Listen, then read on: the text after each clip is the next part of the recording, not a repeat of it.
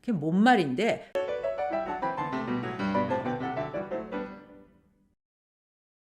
오늘은 수동적 공격성, passive aggressive 한 언어에 대해서 이야기를 해보고 이와 관련해서 사람을 무시하다는 여러 가지 영어의 표현, ignore, condescend, disdain, patronizing 등에 대해서 살펴보도록 하겠습니다. 먼저 passive aggressive한 언어에 대해서 얘기하기 전에 passive aggressive한 행동이 뭔지 회사의 컨텍스트에서 한번 예를 들어 볼게요. A랑 B라는 사람이 있는데 둘 다 같이 회의를 들어가요. A는 B가 회의에서 알아야 하는 중요한 정보를 가지고 있는데 말을 안 해줬어요. 일부러. 그래서 B가 회의에 들어갔는데 곤란을 겪었고 나중에 나와서 A한테 아니 그거 왜 나한테 말 안 해주셨어요? 라고 이야기를 하면 A는 미안해요. 깜빡 잊었어요. 라고 이야기를 하는 겁니다. 이게 한 번 정도 실수로 그럴 수 있지만 자꾸 그러한 세보타지한 이런 행동을 패시브 어그레시브한 행동이라고 볼 수 있어요. 혹은 아는 사람이 있는데 그 사람이 어느 순간부터인가 저를 슬슬 피해요. 보통 밥을 먹으러 갈 때 같이 가는데 밥 먹을 시간만 되면 조용히 사라진다든지. 그래서 가서 저한테 뭐 화나셨어요? 라고 이야기를 하면은 아니에요 라고 하면서 왜 그러는지 말은 안 하는데 그런 사람들은 패시브 어그레시브한 행동을 보이는 거예요. 혹은 빨리 동료가 서류를 줘야 하는데 재촉하면 할수록 점점 더 고집스럽게 말로는 네 하면서 안 주는 사람들이 있어요. 분명히 패시브 어그레시브한 성향을 가지고 있는 사람들입니다. 한국에서도 우리가 서울 사람들은 깍쟁이고 충청도 사람들은 말이 느리고 하는 식의 스테레오타입을 갖고 있는 것처럼 미국 사람들도 서로에 대해서 그런 생각들을 합니다. 중부 사람들에 대해서는 사람들이 패시브 어그레시브하다고 이야기를 많이 해요. 겉으로는 굉장히 나이스하고 헬로우하고 동부 사람들보다 훨씬 더 친절한 것 같은데 마음을 열려고 하지 않는 그러한 사람들이라는 거예요. 뉴욕 사람들은 좀 딱딱해요. 쓸데없이 웃지도 않고 친절한 척도 안 하고 그건 패시브 어그레시브한 게 아니에요. 그건 단지 unfriendly할 뿐인데 중부 사람들은 겉으로는 굉장히 친절한데 속으로는 차갑다는 그런 의미에서 패시브 어그레시브하다고 이야기를 하는 거예요. 실제로 그렇다기보다는 그런 식의 스테레오타입을 서로 갖고 있다는 걸 말씀드리는 거예요. 미국에서 살아보신 분들은 제가 무슨 얘기하는지 잘 아실 거예요. NPR에서 만든 재밌는 영상이 있어서 제가 아래 링크 걸어놨습니다. 한번 보세요. 한편 이런 게 패시브 어그레시브한 행동이라면은 패시브 어그레시브한 랭귀지는 어떤 게 있는지 살펴볼게요. Don't worry about it. I'll do it myself. 이거는 It's okay, let me do it 하고 다른 느낌이죠. 됐어요. 제가 할게요. 라는 뜻이에요. If you insist. Okay, we'll eat out tonight if you insist. 꼭 외식을 하겠다면은 그래, 밖에 나가서 먹자. If you say so. 비슷한 말이에요. I guess that's true if you say so. 뭐 네가 그렇다니까 그런가 보지. I'm just curious. 우리말에도 있어요. 내가 그냥 궁금해서 물어보는 건데 I'm just curious. Why are you such a slow driver? 내가 그냥 궁금해서 물어보는 말인데 왜 이렇게 운전을 느리게 해? 그리고 가장 흔한 표현 No offense. I don't mean to offend. 우리말에도 있습니다. 기분 나쁘게 듣지 마 라는 표현이죠. I don't mean to offend, but. No offense, but.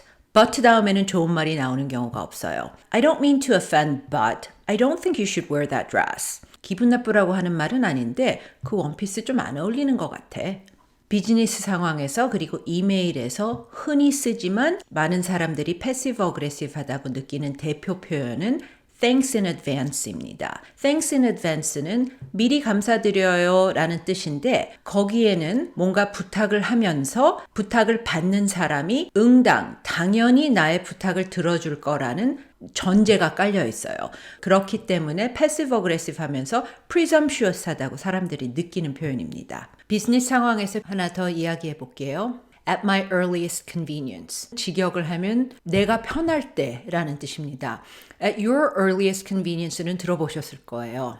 보통 전화 메시지 남길 때 많이 쓰는 표현이죠. Please call me back at your earliest convenience. 편하실 때 전화 부탁드립니다. 그런데 그거를 뒤집어서 음성 메시지 인사말에 쓰는 사람들이 있어요. Hi, this is Julia. I can't come to the phone right now. Please leave your name and number and I'll call you back at my earliest convenience. 안녕하세요. 줄리아입니다. 지금 전화를 받을 수 없으니 성함과 번호 남겨주시면 제가 편할 때 다시 연락드리겠습니다. 라는 뜻이에요. 제가 이런 표현을 전화 메시지에서 들은 게 딱 2번이었는데요. 한 번은 공무원이었고 한 번은 선생님이셨어요. 그러니까 프라이빗 섹터에서는 이런 말 안 써요. 누가 전화할 줄 알고 음성 메시지에 그렇게 남기겠어요. 그럴 때는 Please leave a message and I'll call you back. Good. Please leave a message and I'll call you right back. Please leave a message and I'll call you back as soon as possible.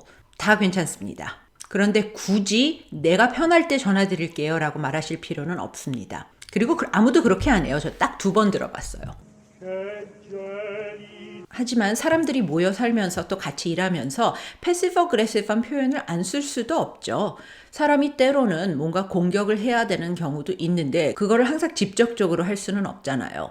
그런 의미에서 제가 굉장히 잘 쓰는 패시브 어그레시브한 표현이 하나 있는데 바로 I'm confused 입니다. 누가 저한테 무슨 말을 했거나 이메일을 보냈을 때 제가 I'm confused 라고 이야기를 하면은 친구들이나 저희 회사 사람들은 그게 뭔 말인데? 라는 뜻으로 쓴다는 것을 이미 잘 알고 있습니다. 그렇지만 그런 경우에 I think you're wrong 이라고 제가 쓸 수는 없잖아요. 이렇게 패시브 어그레시브한 랭귀지에 대해서 영상을 준비하다 보니까 사람을 무시한다라는 다양한 영어 표현들을 같이 묶어서 하면 좋겠다는 생각이 들었습니다. 일단 우리나라 말로 무시한다를 한영사전에 찾아보면은 2가지 뜻으로 나오는데 하나는 그 존재 자체를 인정하지 않는 ignore 혹은 disregard 라는 의미가 있고 2번째로는 우리가 무시한다 라는 느낌의 look down on, disdain의 표현이 있습니다. 그런데 일상생활에서는 ignore이라는 말을 쓸 때는 전자, 그러니까 그냥 못 본 척하다, 존재를 인정하지 않는다라는 뜻으로 더 많이 써요.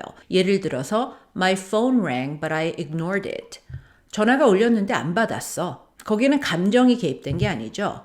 I ignored the doorbell. 초인종이 울렸는데 나가보지 않았다. 거기에도 무슨 감정이 개입된 건 아니에요. 그냥 ignore 했다는 거예요. 그런데 상황에 따라서는 이 2가지 표현이 다 조금 섞여 있는 경우도 있어요. I raised my hand in class 3 times today, but my teacher ignored me. 내가 오늘 수업 시간에 손을 3번이나 들었는데 선생님이 나를 안 불렀어. 나를 무시했어. 나를 못 본 척했어. 거기엔 2가지가 다 함축된 거죠. 그렇지만 무시하다라는 표현 중에 우리가 정말 나 무시당했어 라는 그런 무시의 표현으로는 ignore를 쓰지는 않아요. 그런 뜻으로 쓰이는 표현으로는 look down on 이나 disdain이 있습니다. Tom looked down on anyone who didn't get an A in math. 톰은 수학 성적을 A를 받지 않은 아이들은 다 좀 무시했어. disdain은 사람을 무시하다 혹은 조금 경멸하는 그런 느낌이 있어요. 그리고 disdain보다 어감이 좀 더 강한 것은 contempt예요. 예를 들어서 한번 볼게요. Mary disdains people who speak loudly into their phones on the subway. 메리는 지하철에서 전화기에 대고 큰 소리로 말하는 사람들을 정말 좀 경멸한다, 좀 싫어한다 라는 그런 느낌이에요. 그런데 여기에 contempt라는 표현을 대신 쓰면은 Mary holds contempt for people who speak loudly into their phones on the subway. 그거는 정말 싫어하는 거예요. 그러면 마지막으로 미국 사람들이 많이 쓰는 표현인 condescending에 대해서 이야기를 해볼게요. condescending도 한국말로 딱 떨어지는 말이 없어요. 사전을 찾아보면은 잘난 척하는, 거들먹거리는, 사람을 업신여기는 이런 표현으로 해석이 된다고 나오는데 느낌은 조금 더 섬세해요. 일단은 누가 누구에 대해서 condescending한 행동을 나타냈다라고 이야기를 할 때는 그 행동이나 말을 한 사람이 기본적으로 우월감을 가지고 있는 거예요. 아까 지하철의 예를 들었을 때 메리가 시끄럽게 전화기에 떠드는 사람들을 미워하거나 경멸할 수는 있어도 나는 저 사람들보다 훨씬 우월한 사람이야 라는 전제가 깔려 있는 건 아니에요. 그런 사람들의 행동을 싫어하는 거지. condescending은 여러 가지 느낌으로 쓰는 표현인데요. 첫 번째 많이 쓰는 표현은 네가 잘 모르지? 내가 너보다 잘 아니까 내가 설명해 줄게 라는 그러한 애티튜드예요. 예를 들어서 You probably don't know about this in Korea, but in the United States you can't major in law as an undergraduate. 한국에서는 잘 모르시겠지만요. 미국에서는 학부에서는 법을 전공할 수가 없어요. 기분 나쁘잖아요. 모를 수도 있지. 그게 뭐 대단한 거라고. 그럴 때는 In the United States, you have to go to law school to study law. You can't major in law as an undergraduate. 라고 이야기를 하면은 그런 느낌이 없잖아요. 그냥 사실을 전달하는 것일 뿐이지. 또 사람들이 컨데센딩 하다 느끼는 것 중에 하나는 괜히 아는 사람들, 유명한 사람들, 를 들먹거리는 거예요. 내 딸이 미국서 유학할 때 빌 클린턴 딸이랑 같은 기숙사에 있었는데 둘이 친했는데 말이지. 이런 느낌도 컨데센딩 하다고 이야기를 해요. 그런데 컨데센딩 하다는 말은 제가 방금 전에 예를 들어서 말씀드린 것처럼 말하는 사람이 우월감을 가지고 말을 했기 때문에 느끼는 경우도 있지만 때로는 좀 상대적인 것일 수도 있어요. 그러니까 말하는 사람은 꼭 그런 의도로 말을 하지 않았지만 듣는 사람이 그렇게 받아들일 수 있다는 거예요. 대표적인 경우가 이런 상황이에요. 동양 사람이 가게에 들어갔는데 갑자기 그 가게 사람이 저를 보더니 아주 천천히 또박또박 이야기를 하는 거예요.